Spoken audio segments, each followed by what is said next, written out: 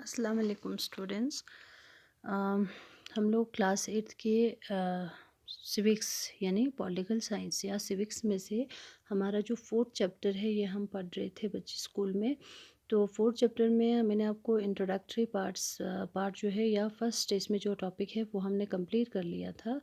तो बच्चे हमारे क्लास जो है अल्टरनेट क्लास होती थी, तो इस वजह से कुछ बच्चों ने नहीं पढ़ा है, तो मैं इसको दोबारा से आपको थोड़ा सा रिवाइज़ कर देती हूँ। ठीक है, फिर इसके बाद हमारा जो टॉपिक होगा इसको हम कंटिन्यू करेंगे।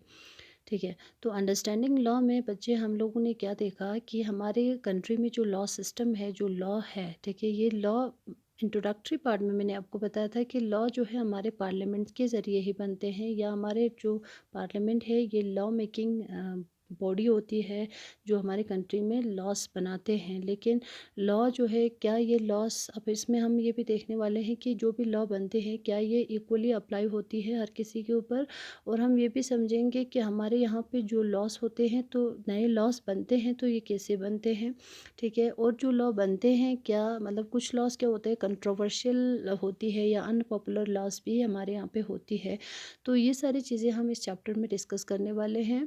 सो इसमें सबसे पहला जो आपका टॉपिक होता है, do law apply to all. ठीक है, do law apply to all में बच्चे मैंने आपको बताया था कि क्या हमारे यहाँ पे जो लॉ है, लॉ सिस्टम है, क्या ये हर किसी के ऊपर सेम तरीके से अप्लाई होती है या नहीं। तो उससे पहले मैंने आपको बताया था कि हमारे कंट्री में, ठीक है, जो लॉ सिस्टम है, तो इसमें क्या है कि हमारे जो लॉ सिस्टम है या जो रूल ऑफ लॉ है, इसके कुछ प्रिंसिपल होते हैं। ठीक है, तो वो जो प्रिंसिपल है, उस प्रिंसिपल में से मैंने आपको सबसे पहले बताया था कि हमारे रूल ऑफ लॉ का जो प्रिंसिपल है, सबसे पहला क्या है कि हर कोई जो है कानून के नज़र में बराबर है, जैसे आपको यहाँ पे दिया है।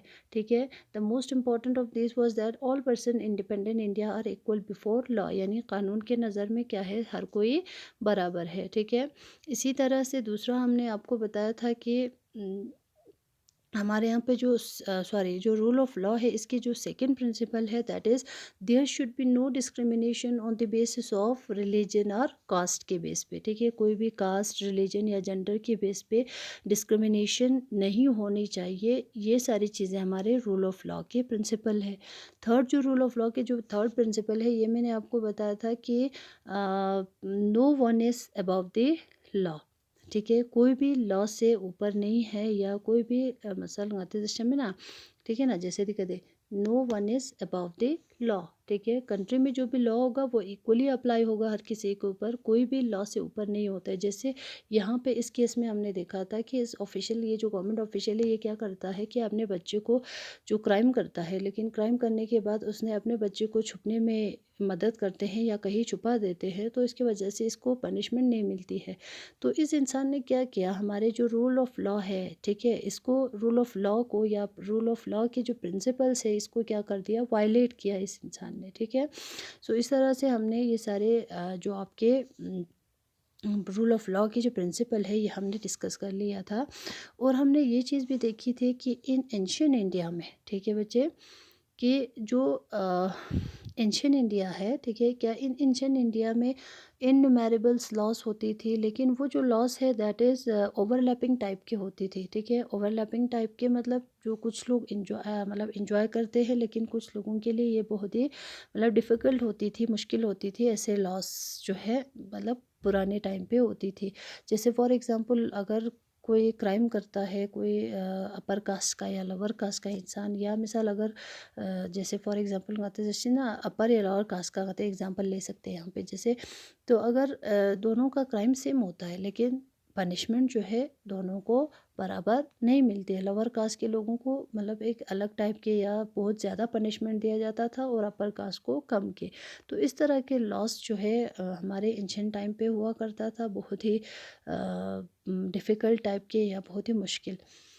सो इसमें अब ये सारी चीज़ें जो है, अब हमारे यहाँ पे जो लॉ सिस्टम आया, ठीक है, तो अब हम अभी हमारे यहाँ पे लॉस है, या हमारे इंडिया में जो रूल ऑफ लॉ है, ये जो रूल ऑफ लॉ है, ये हमारे इंडिया में कब शुरू हो गया, या कैसे बन गया था, कैसे इवॉल्व हुआ था। ठीक है, तो रूल ऑफ लॉ में बच्चे अब यहाँ पे जैसे फॉर एग्जांपल क्या थे कि हमारे यहाँ पे जो रूल ऑफ लॉ हो गया आया था, that begins to the further evolution in the, कब आया था, हमारे कॉलोनियल पीरियड्स के टाइम पे, ठीक है। कॉलोनियल, जब हमारे यहाँ पे कॉलोनियल रूल था, जैसे इससे पहले क्या था कि हमारे इंडिया में राजा महाराजाओं का रूल था, तो वहाँ पे रूल बाय लॉ होती थी। जैसे मैंने आपको रूल बाय लॉ और रूल ऑफ लॉ में डिफरेंस बताए थे, ठीक है।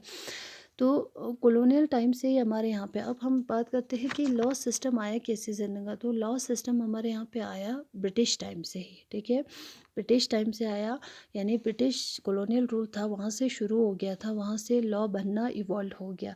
अब इसी वजह से क्या करते हैं हमारे कुछ लोग कि ये बिलीव करते हैं कि हमारे यहाँ पे जो लॉ सिस्टम आया, इसका पूरा क्रेडिट, या हमारे इंडिया में जो लॉ सिस्टम है इसका पूरा क्रेडिट किसको देते हैं, ब्रिटिश कॉलोनियलिस्ट को, ठीक है, या ब्रिटिश कॉलोनियलिज्म को देती है। क्यों देते हैं, क्योंकि वहाँ से शुरू हुआ था, या वहाँ से हमारा लॉ सिस्टम बनना शुरू हो गया था, इस वजह से। लेकिन बच्चे ऐसा नहीं है, क्योंकि हमारे कुछ हिस्टोरियंस जो है इस चीज़ के ऊपर, इस क्लेम को डिस्प्यूट करते हैं, ठीक है। इस क्लेम के ख़िलाफ़ है, डिस्प्यूट दिस क्लेम, ठीक है, ऑन सेवरल ग्राउंड के बेस पे, ठीक है। तो हमारे हिस्टोरियंस क्या करते हैं, इस चीज़ के अपोजिशन में है कि ये हम नहीं, मतलब ये जो क्रेडिट जो है लॉ सिस्टम, हमारे यहाँ पे जो लॉ सिस्टम है, इसका क्रेडिट जो है हम इनको नहीं दे सकता ज़रा। तो इसलिए क्या होता है कि, ठीक है, कि इसमें ये जो क्रेडिट जो है हम इसको क्यों नहीं दे सकते, या ब्रिटिश को क्यों नहीं दे सकता जनरल का, तो क्योंकि इसमें कुछ सेवरल ऐसे ग्राउंड्स है, या कुछ ऐसे फैक्ट्स है जिसको देख के, मतलब जैसे फॉर एग्जांपल यहाँ पे क्या है कि, यहाँ पे देखो आप लोग, देख, first that colonial law was arbitrary. सबसे पहला तो क्या है कि कॉलोनियल लॉज जो है आर्बिट्री होती है, ठीक है। आर्बिट्री यानी मतलब कि फोर्सफुली लोगों के ऊपर अप्लाई करना, या अपनी मनमर्जी के लॉस बनाना, ठीक है, और लोगों को उस चीज़ को फोर्सफुली एक्सेप्ट भी करना पड़ता था, ठीक है। इस तरह के लॉस होते हैं ब्रिटिश कॉलोनियल का लॉस जो है वो क्या होती है, आर्बिट्री होती है। तो हमारे यहाँ पे जो लॉस होती है वो इस तरह के नहीं है, ठीक है। तो आर्बिट्री लॉस होने का मतलब क्या हुआ कि, जैसे फॉर एग्जांपल यहाँ पे चैप्टर के इंट्रोडक्शन में मैंने आपको बताया था कि जो भी लॉस, अगर पार्लियामेंट हमारे लिए लॉ बनाती है तो that should be acceptable to all, ठीक है, हर किसी के लिए एक्सेप्टेबल होनी चाहिए, हर किसी को ये चीज़ जो है एक्सेप्ट, ये जो लॉ है ये एक्सेप्ट होनी चाहिए, ठीक है। तो अब इसमें क्या होते हैं कि सबके लिए एक्सेप्टेबल नहीं होते हैं, फोर्सफुली लोगों को इस चीज़ को फॉलो करना पड़ता है, ठीक है। तो सेकंड हमारे पास जो रीज़न है वो क्या है, सेकंड रीज़न है कि हम ये क्रेडिट ब्रिटिश को इसलिए नहीं दे सकते क्योंकि second that the Indian nationalist played a prominent role, ठीक है। हमारे जो इंडियन नेशनलिस्ट है इन्होंने बहुत ही प्रोमिनेंट रोल प्ले किया है हमारे इंडिया के जो लॉ सिस्टम है, जो लीगल स्फीयर बना है इसमें, ठीक है। ब्रिटिश इंडिया में जो लीगल सिस्टम बना था, जो लीगल स्फीयर बना था, उसमें इंडियंस का भी रोल्स है। वो कैसे है, जैसे फॉर एग्जांपल इससे पहले वाला चैप्टर में हमने डिस्कस कर लिया था, या आपको बताया था कि हमारे यहाँ पे यूनिवर्सल एडल्ट फ्रेंचाइजी जो है ऐसा नहीं था, ठीक है। तो ये कैसे वो आया था, जरा उदी चीज़ से बारे में जनता जिसमें कि हमारे जो इंडियन नेशनल कांग्रेस है, हमारे इंडिया का सबसे पहला जो पॉलिटिकल पार्टी है, इन्होंने क्या किया था, बहुत समय से ये डिमांड कर रहे थे कि गाचा हमें भी लेजिस्लेचर में हमारा भी रिप्रेजेंटेशन होना चाहिए। तो ब्रिटिश ने इस डिमांड को दयाजरीन दुपना एक दिन पूरा कर दिया, लेकिन उसमें से हमारे कुछ लोगों को ही इन्होंने क्या किया, रिप्रेजेंटेशन दे दिया। सो इस वजह से जो है वहाँ पे हमारे जो ब्रिटिश लेजिस्लेचर था वहाँ पे हमारे इंडियंस भी शामिल थे, इंडियन नेशनलिस्ट भी शामिल थे। तो हम ये कैसे कह सकते हैं, या हम ये क्रेडिट जो है ब्रिटिश को नहीं दे सकता इस वजह से, ठीक है। ब्रिटिश लॉज आर्बिट्री होते हैं, जिसमें मैंने आपको सेडिशन एक्ट का एग्जाम्पल बताया था, ठीक है। सो इस वजह से अब यहाँ पे क्या है कि इंडियन नेशनलिस्ट ने, हमारे जो इंडियन नेशनलिस्ट है, इन्होंने भी बहुत ही प्रोमिनेंट रोल प्ले किया है, या जो ब्रिटिश लॉस के जो ब्रिटिश के जो आर्बिट्री लॉस है उसके अगेंस्ट इन्होंने प्रोटेस्ट किया, क्रिटिसाइज़ किया, तो बहुत ज़्यादा स्ट्रगल किया है ब्रिटिश जो आर्बिट्री लॉस के अगेंस्ट, ठीक है। सो इस वजह से जो जो लॉ का जो सिस्टम है, जो आइडिया है, इसको चेंज करवाने में बहुत इम्पोर्टेंट रोल प्ले किए हैं हमारे इंडियन नेशनलिस्ट ने। सो इस वजह से हम कह सकते हैं कि, इस वजह से हम ये कहते हैं कि जो हमारे यहाँ पे जो लॉ सिस्टम आया that is just because of the Indian nationalist की वजह से ही आया है, या इंडियन लीडर्स की वजह से आया है, ठीक है। सो इसमें क्या है कि जो हमारे अब यहाँ पे क्या होता है कि यूनिट लॉस, तो ये जो हमारे कॉन्स्टिट्यूशन है ये तो पुराने समय का एडॉप्शन या इसका है या बहुत पुराना है।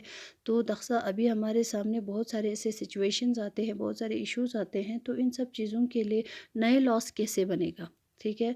तो ये सारी चीज़ें तो आपको पहले से पता है कि नए लॉज बनते हैं तो दैट इज़ किसकी वजह से या कौन बनाते हैं, हमारे पार्लियामेंट बनाते हैं, ठीक है। तो यहाँ तक पता चारगोस के हमारे कॉन्स्टिट्यूशन में जो लॉस है उसके अलावा भी नए लॉस बन सकते हैं या नए लॉस बनते हैं। वो कैसे पता चलेगा आपको, जैसे फॉर एग्जांपल यहाँ पे मैंने एग्जांपल बताई थी हिंदू सक्सेशन एक्ट का, ठीक है। हिंदू सक्सेशन एक्ट यहाँ पे क्या होता था कि 2005 से पहले हिंदू में ये था कि जो अगर बाप मर जाते हैं तो पूरा प्रॉपर्टी सिर्फ पुछा लचा थोपचा, ठीक है, लेकिन बोमूल बिल्कुल हिस्सा में थो बात सुखचोरा। तो इस वजह से क्या हुआ, अब इसके बाद ये जो नया लॉ आया, new law Hindu succession act करके 2005 में, ठीक है। According to the new law, इस लॉ के हिसाब से क्या है, सन, डॉटर और मदर जो है सबको क्या होता है कि इक्वल डिस्ट्रीब्यूशन या इक्वल प्रॉपर्टी, बराबर हिस्से में इक्वल शेयर मिलते हैं प्रॉपर्टी में से, ठीक है। सो तीन नए लॉ, इस नए लॉ की वजह से आपको पता चलते हैं हाँ नए लॉस तो बनते हैं या नए लॉस बना सकते हैं या नए लॉस बनते हैं ज़रिए पता सूँ। अब इसमें नेक्स्ट हम देखेंगे कि how do new loss come about. अब ये नए लॉस बनते हैं तो कैसे बनते हैं, कैसे बनाया जाता है या कैसे बनते हैं, इस चीज़ के बारे में हम लोग नेक्स्ट लेक्चर में हम डिस्कस करेंगे कि नए लॉस बन सकते हैं या नए लॉस बनाते हैं तो कैसे बनते हैं, how do new loss come about, ठीक है। यहाँ तक आप लोग रीड करके रखो कॉपी पे, इंपॉर्टेंट पॉइंट्स जहाँ पे जैसे मैंने मार्क किया अभी, उन चीज़ों को आप दोबारा से मार्क करके इसको कॉपी पे लिख के रखेंगे, ठीक है। Thank you so